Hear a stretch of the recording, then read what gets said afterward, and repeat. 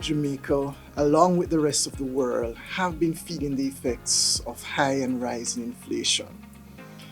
Bank of Jamaica is the institution in Jamaica that is mandated by law to actually manage inflation.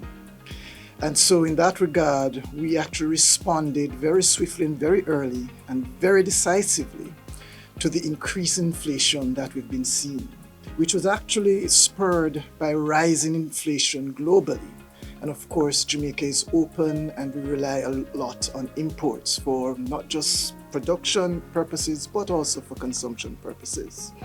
Now, as a result of our policy actions, along with the fact that we have been seeing a lowering in the prices of some international commodities over the past 10 months or so, we have been seeing a general reduction in the rate of inflation. The inflation rate last year, April, actually peaked at 11.8%, but it fell to 9.4% in December. And the latest information as of February, published by Statin, we saw where the inflation actually fell further to 7.8%.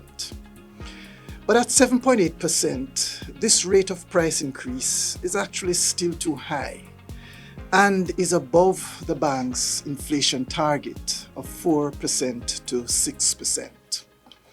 However, the good news is that inflation is on a downward path, and Bank of Jamaica is cautiously optimistic that inflation will return to the 4 to 6% target range by the end of this year.